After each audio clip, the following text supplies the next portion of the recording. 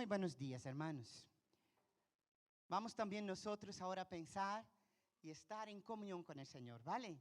Nadie mire si estoy bien o mal, pero mira si tu corazón y si puedes escuchar la voz de Dios, porque Él está aquí y Él quiere hablarnos a nosotros, a su pueblo, a su familia, más aún profundamente a sus hijas e hijos, ¿cierto? Y en estas semanas atrás, yo entré en un comercio con mi esposa, era, bueno, aún la mitad de octubre, y vi que ya en una sesión todo estaba listo para la Navidad. Y veo cómo nuestra sociedad tiene tanta prisa de vender de dinero, porque aquello no tiene nada de Navidad, ¿no? Ni el árbol de Navidad es Navidad, ni las bolitas son Navidad, ni cualquier figurita es Navidad. Eso no es Navidad. Y yo pensé conmigo, y nosotros como pueblos, hijos de Dios, ¿cómo estamos pensando en la Navidad? Espero que no solo estéis pensando en que la familia se va a reunir, en que hay una comilona, que bueno, lo vamos a pasar muy bien, pero que haya algo más profundo en lo que verdaderamente es la Navidad.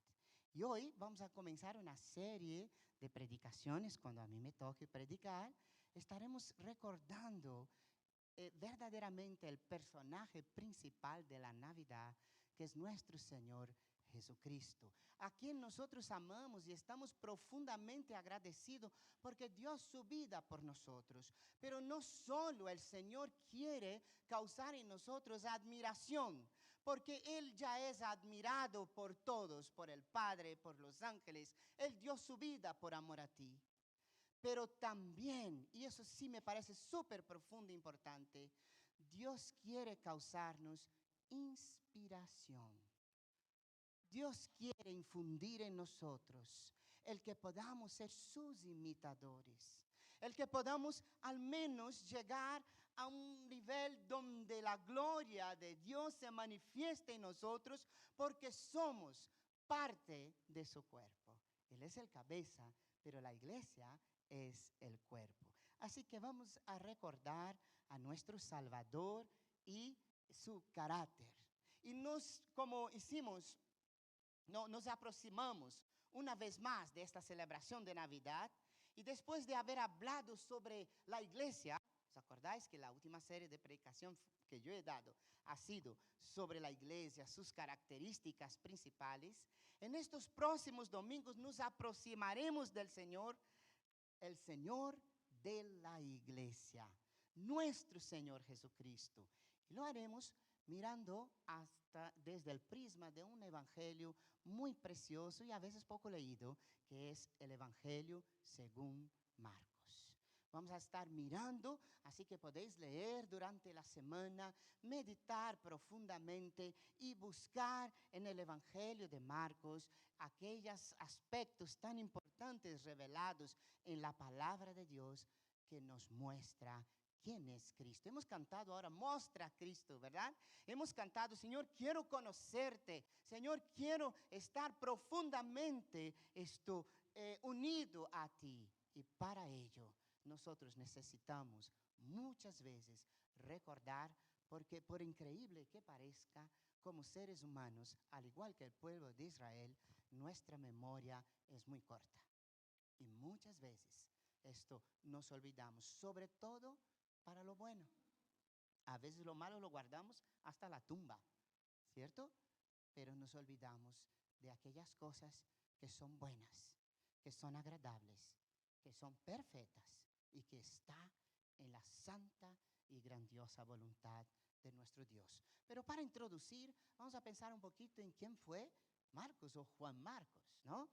No fue uno de los 12 discípulos, pero acompañó a Pablo en su primer viaje misionero. Era hijo de una señora acomodada de Jerusalén que se llamaba María, así que tenemos un detalle de su nombre, de su madre, y cuya casa fue el punto de encuentro, de reunión de la primera iglesia, la iglesia original, la iglesia primitiva, aquella que comenzó con los apóstoles. Desde el principio, Marcos se crió en el mismo centro de la naciente iglesia cristiana. Era también, detalle para que sepamos, sobrino de Bernabé. Y cuando Pablo y Bernabé emprendieron su primer viaje misionero, lo llevaron así como secretario y ayudante, algo así. Aquel viaje fue de lo más desafortunado para Marcos. Cuando llegaron a Perge, Pablo propuso que esto pudieran seguir tierra adentro hacia la meseta central. Y por alguna razón desconocida, Marcos abandonó la expedición y se volvió a su casa. Y el apóstol Pablo, ¿quién era el apóstol Pablo? Eso le hirvió la sangre, ¿sí? Pablo y Bernabé completaron su primer viaje misionero, se pusieron a programar el segundo y Bernabé tenía el interés de volver a llevar a Marcos. Pero Pablo se negó rotundamente a tener nada que ver con él, el que los había desertado la otra vez en Panfilia.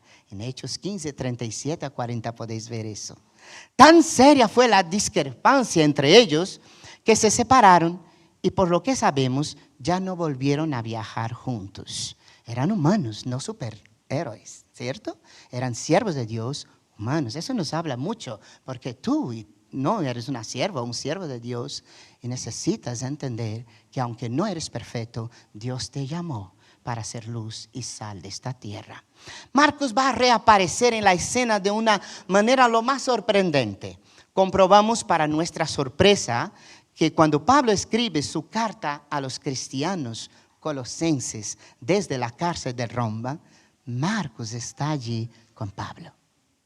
En otra carta, desde la cárcel, la carta que se dirige a Filemón, Pablo cuenta a Marcos entre sus colaboradores. Y cuando Pablo está esperando el cumplimiento de su sentencia de muerte, le escribe a Timoteo y dice: toma Marcos y tráetele, porque me es un ayudante lo más útil. Interesante. Aquí nos muestra una coherencia. A veces puede que fallemos, pero aquel que es hijo de Dios necesita buscar en Dios la fidelidad y el camino que Dios espera de cada uno de nosotros. Marcos se dirige a los cristianos de Roma. Este evangelio, el evangelio según San Marcos, como solemos decir, está dirigido de alguna forma a los primeros cristianos que estaban en Roma.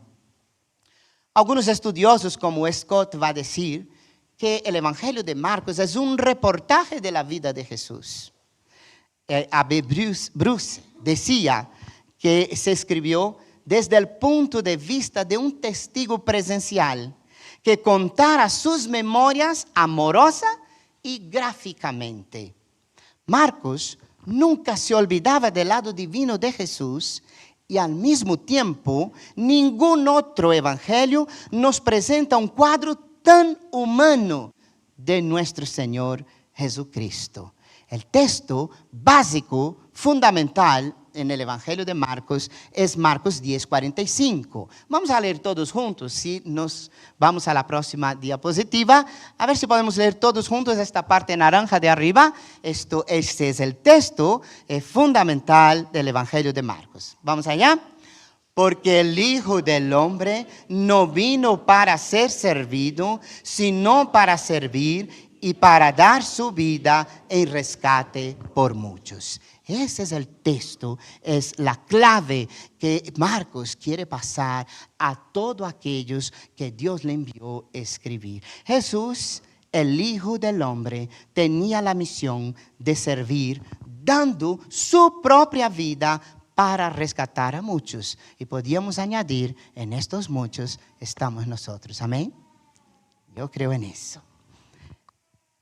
Dice Barclay, otro gran estudioso, y a mí me gustó mucho lo que él dice así: el primer evangelio en el tiempo, Marcos fue el primer evangelio escrito, el primer evangelio en el tiempo, el más sencillo, el menos elaborado, el que más se parece a un reportaje de la vida de Jesús y en el que percibimos los ecos de un testigo más allá de cualquier excepción.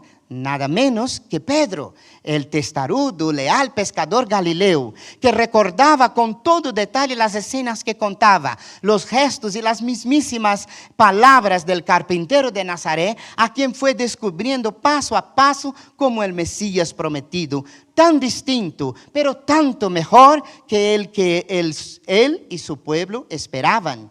Cómo tomó en sus brazos a los niños. Se quedó dormido en la barca en plena tempestad.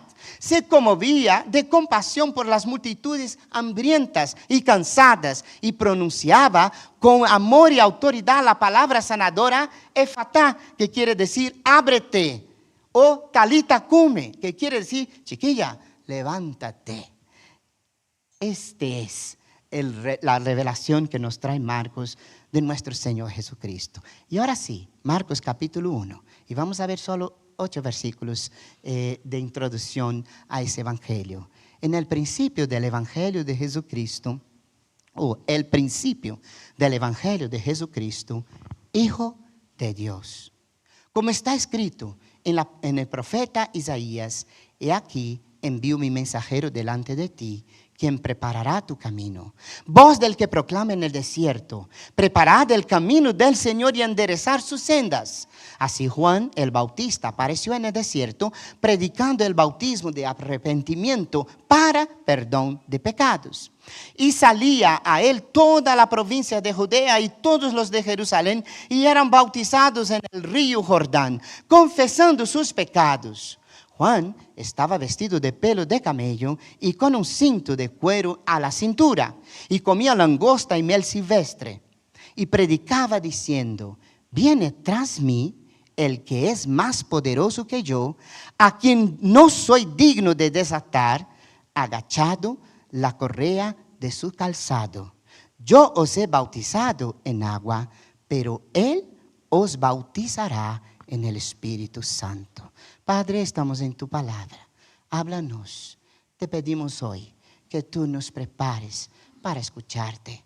Queremos verdaderamente, no solo teóricamente, pero sobre todo profundamente conocerte, conocer a nuestro Salvador, tu Hijo Jesucristo, caminar contigo y ser como los siervos y siervas tuyas en la palabra, que fueron y que tuvieron una relación en esta vida preciosa, verdadera, no religiosa contigo.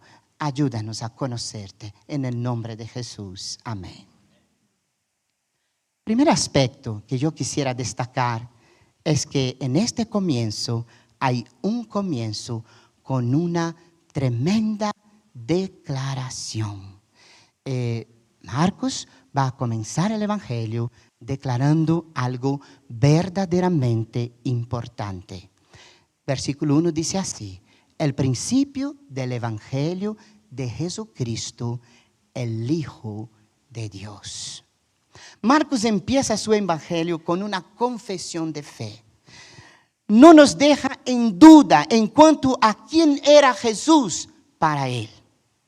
Para Marcos, Jesús no era simplemente un hombre como otro cualquiera, sino Dios entre los hombres.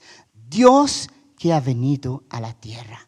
Y cuán importante es saber eso, porque tenemos innumerables religiones hoy que niegan esta verdad. Por ejemplo, los testigos de Jehová no creen que Jesús es Dios. Los mormones van a creer que Jesús es un Dios menor.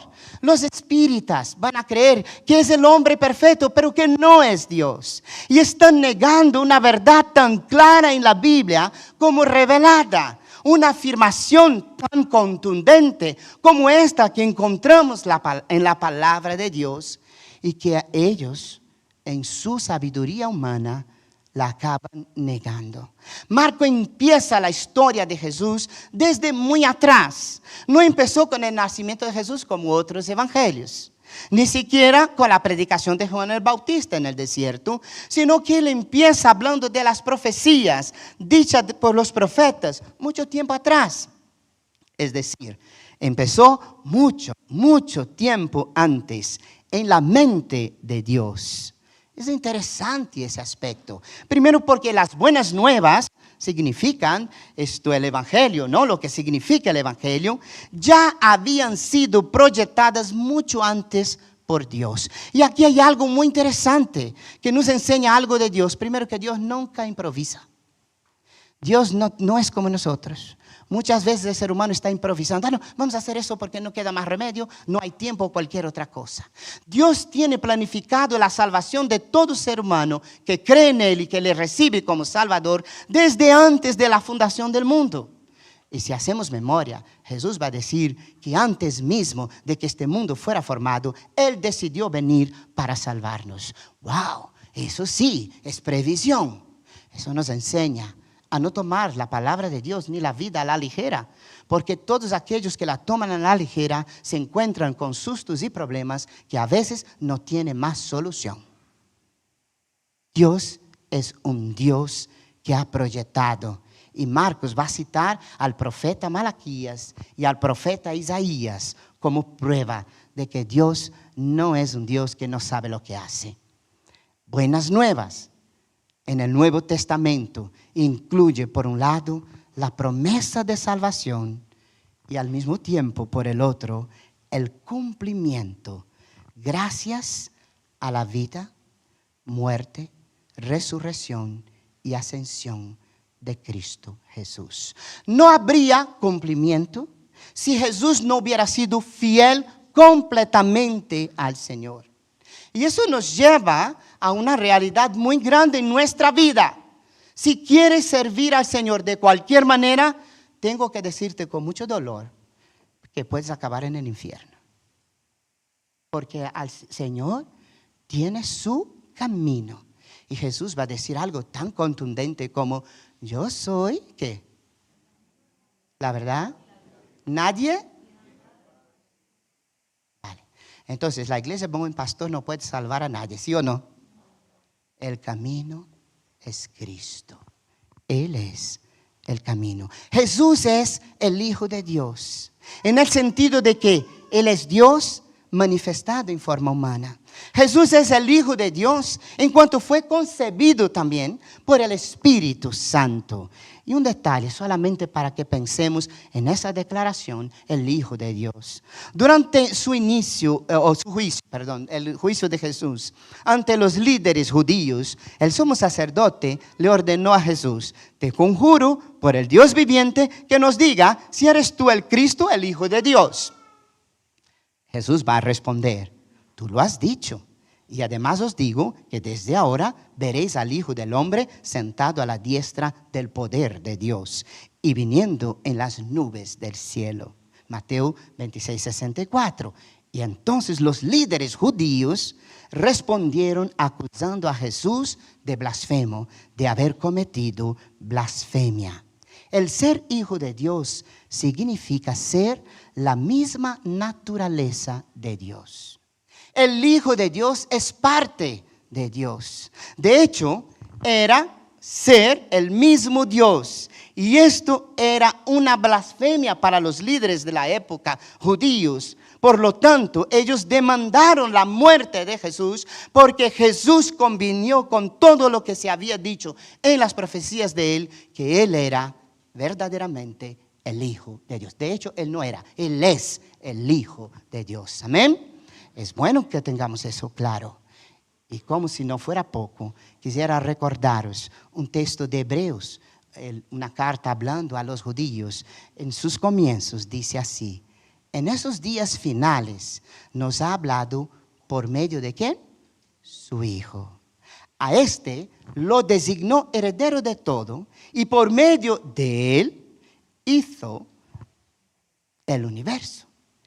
El Hijo es el resplandor de la gloria de Dios, la fiel imagen de lo que Él es, y el que sostiene todas las cosas con su palabra poderosa. Después de llevar a cabo la purificación de los pecados, se sentó a la diestra de la majestad en las alturas. ¿Y sabes qué?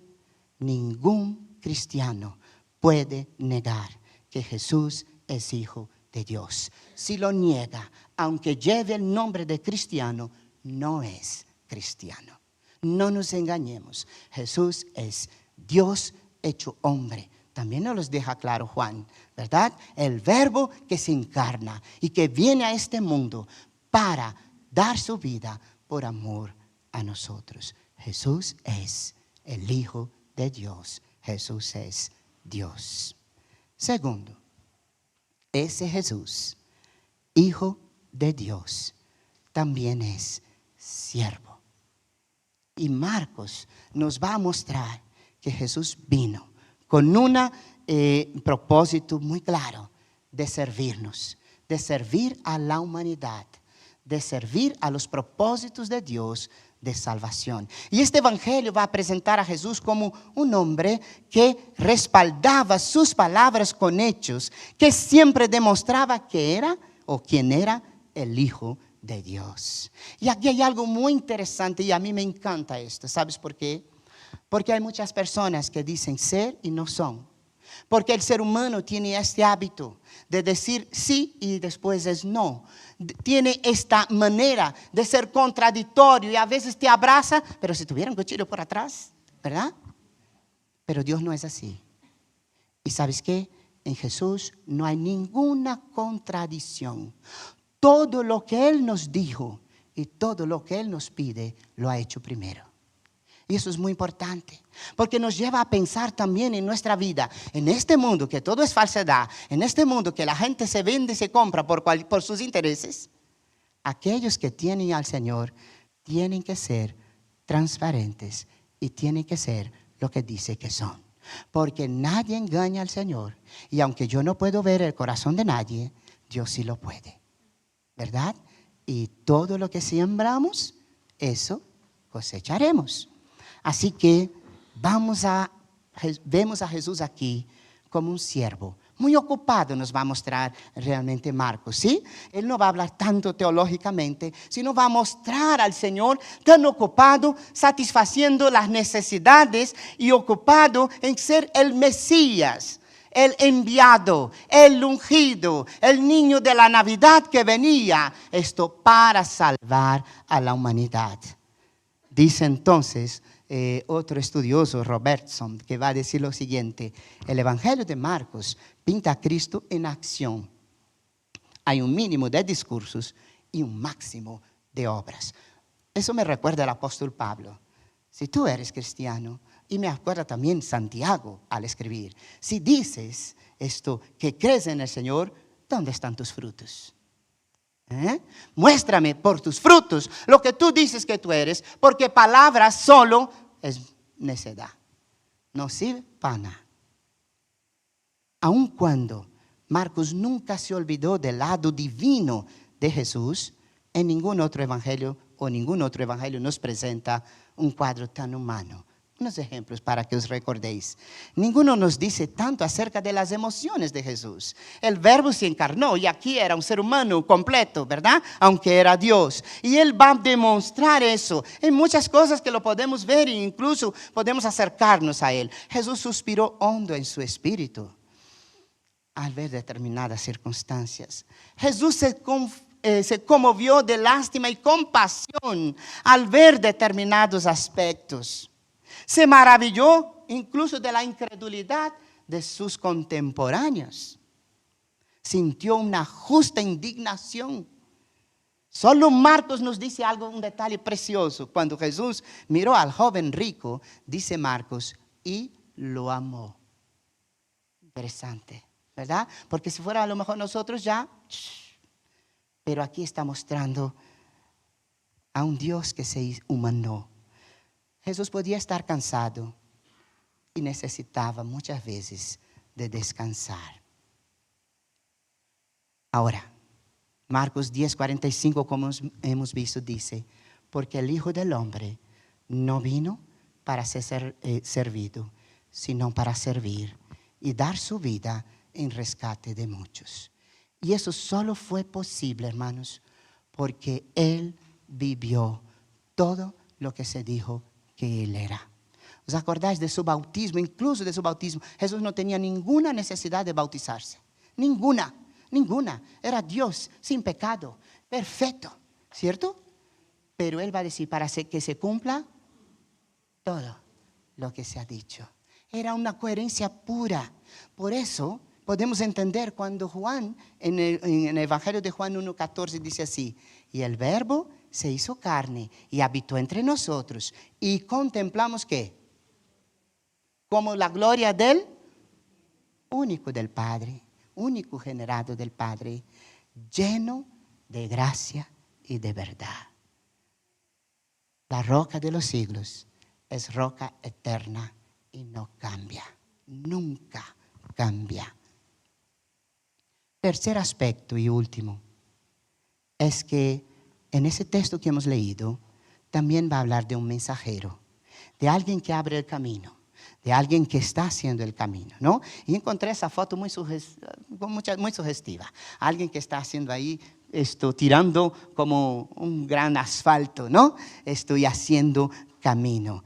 Un mensajero efectivo que preparó el camino del Señor. Por supuesto, sabemos todos que este fue Juan el Bautista. Los objetivos en esta vida no se alcanzarán nunca a menos que haya quienes se esfuercen para hacerlos posibles. Y me parece eso muy importante.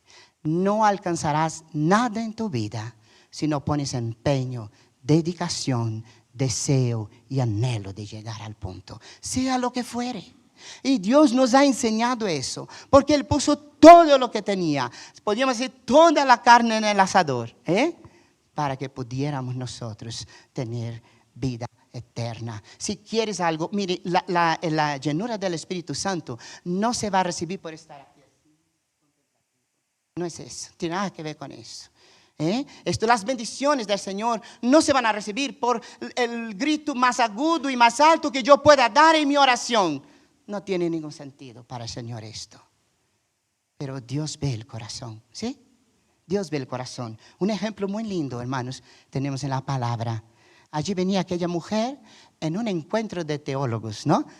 De hombres sabiondos de la palabra, que habían invitado a Jesús. Simón lo trajo a casa y digo, ahora le vamos a estrujar y a ver si realmente lo que dice es o no es.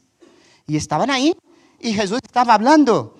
Y de repente llega una mujer que la mayoría de las personas, si ella llegara aquí, se apartarían. Y va a los pies de Jesús y el Señor le permite. Y comienza a llorar en los pies de Jesús. Y el Señor le permite esto. Y de repente cuando ve que las lágrimas están cayendo, va a secarlos y el Señor le permite. Wow, cuando Simón ve eso, dice así, este no es profeta, este no es judío, este no es nada. ¿Cómo puede, diciendo quién es, hacer eso? Y el Señor que sabe todo, estaba escuchando lo que decía Simón en su corazón. Dice, Simón, tengo que decirte una cosa. Dilo, Señor, dilo. Y entonces el Señor dijo, mire, yo llegué en tu casa y tú, como manda la ley y la costumbre, no me lavaste los pies. Yo llegué a tu casa y tú no me saludaste con un beso, como manda la costumbre. Pero yo llegué a tu casa y ni siquiera me ungiste con un perfume, como manda la costumbre, y que se hacía a los maestros que entraban en casa.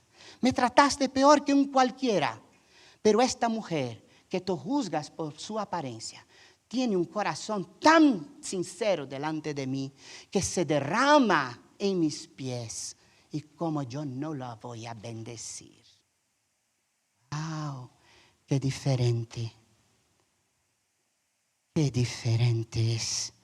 Cuando realmente nos ponemos delante del espejo de nuestro Dios. Marcos va a usar la cita profética que dice, yo envío a mi mensajero delante de ti y él te preparará camino.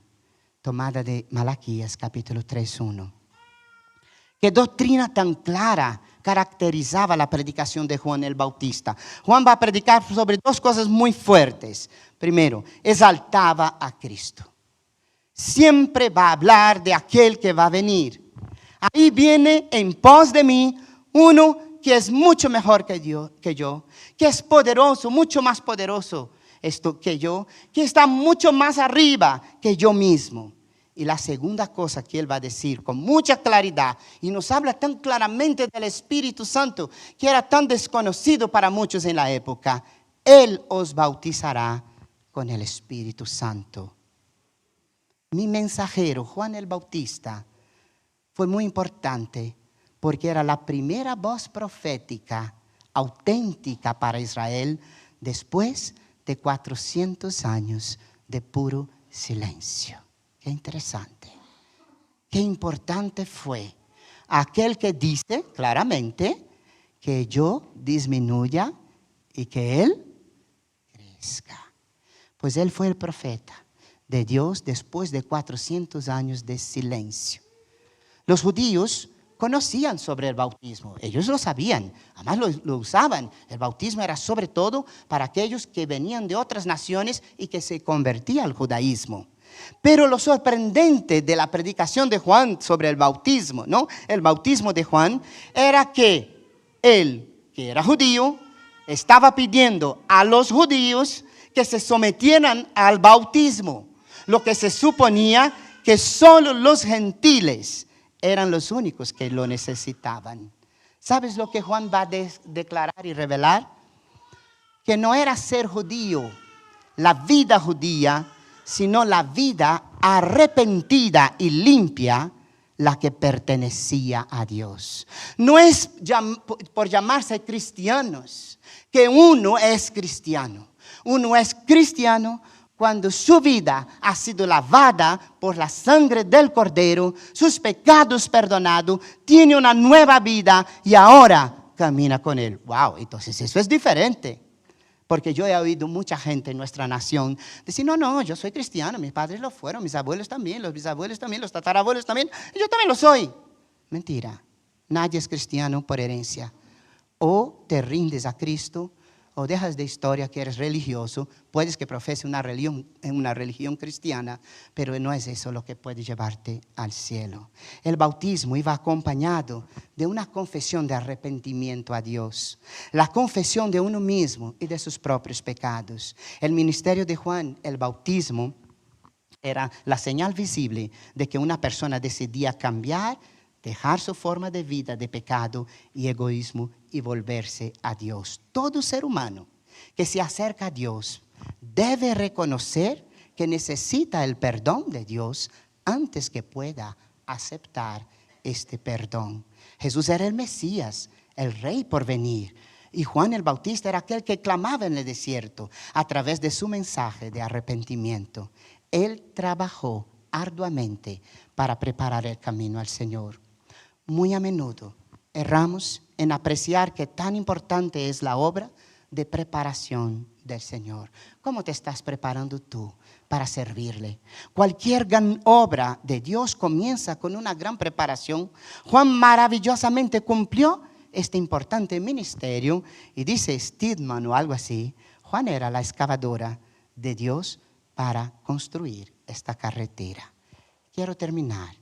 Juan estaba vestido de pelo de camello y con un cinto de cuero a la cintura, y comía langosta y miel silvestre, y predicaba diciendo: viene tras mí el que es más poderoso que yo, a quien yo no soy digno de desatar agachado la correa de su calzado. Yo os he bautizado con agua, pero Él os bautizará en el Espíritu Santo. Jesús, según Marcos, solo en estos primeros versículos, es el Hijo de Dios. Jesús es el Hijo siervo.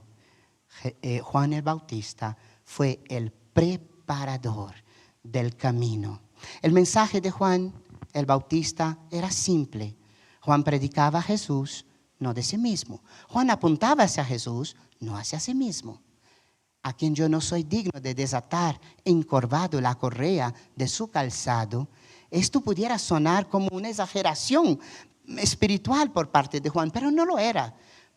Juan dijo esto porque en sus días los rabinos enseñaban que un maestro podía requerir cualquier cosa de sus seguidores, excepto el hacer que les quiten el calzado. Eso era considerado demasiado. Pero Juan dijo que él ni siquiera era digno de hacer esto por Jesús. Aunque Juan era el primer profeta genuino en 400 años, Jesús el Mesías, sería infinitamente mejor que él. ¿Por qué? Él los bautizará con el Espíritu Santo. Juan reconocía que su bautismo era solamente un preludio de lo que Jesús traería. Pero Jesús, el que vamos a celebrar muy prontamente en Navidad, traería una inmersión en el Espíritu Santo. Era más grande que la inmersión en el agua, como una demostración de arrepentimiento. ¿Os acordáis Jesús hablando sobre esto a Nicodemos? Diciendo, es necesario nacer de nuevo. Y Nicodemos era un hombre muy sabio. Decía, pero ¿cómo? Eso es imposible. No sé, ¿cómo va a ser? No puedo volver a nacer y volver a la barriga de mi padre, de mi madre. No, mi padre no puede volver a generarme a mí. Eso es imposible. Y el Señor va a decir, el que es nacido de carne, es carne. Pero el que es nacido de espíritu, bautismo del Espíritu Santo, símbolo de nuevo nacimiento. Quiero terminar con un texto. Vamos a pensar en Jesús, no solo para tener conocimiento de Jesús en las semanas que me toque a predicar. Me gustaría, comenzando por mí, que fuéramos más como Jesús, siendo sus hijos, hijos de Dios, siendo coherederos con Jesús, siendo salvados por su sacrificio. Por tanto, dice el autor de Hebreos, teniendo un gran sumo sacerdote que ha traspasado los cielos, Jesús, el Hijo de Dios, retengamos nuestra confesión, mantengamos nuestra confesión, porque no tenemos un sumo sacerdote que no puede compadecerse de nuestras debilidades, pues Él fue tentado en todo al igual que nosotros, pero hay una diferencia, sin pecado, sin pecado. Acerquémonos pues con confianza al trono de gracia, para que alcancemos misericordia y hallemos gracia para el oportuno socorro. Acerquémonos a nuestro Señor, no solamente para una fiesta que ha perdido totalmente su sentido en este mundo, es puramente comercial, ¿sí? Desde gorras de Papá Noel hasta calzoncillos de Papá Noel. Eso no es Navidad. Eso puede ser cualquier cosa, pero menos Navidad. Pero la Biblia nos enseña que el Hijo de Dios, este precioso Hijo de Dios, vino. Y nos enseña algo muy importante, hermanos. Acercaos a Dios y Él. ¿Pensáis que solo venir el domingo a la iglesia es acercarse a Dios?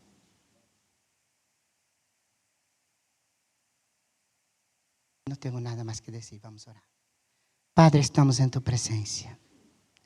Bendícenos como pueblo tuyo, como nación tuya, como aquellos escogidos para ser siervos nada más, por tu amor que escogió a todo ser humano. Oh Señor, como oíamos en la oración, es un privilegio.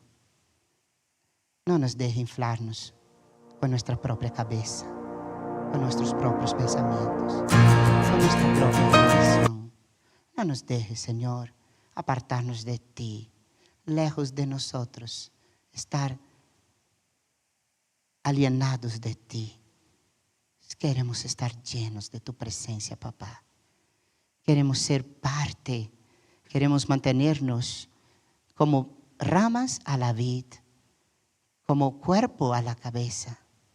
Queremos ser verdaderamente lo que decimos ser. Ayúdanos, Señor, ayúdanos. Es una meta tremenda, pero tú nos has dicho en tu palabra que aquellos que son fieles tienen corona. Gracias, en el nombre de Jesús. Amén.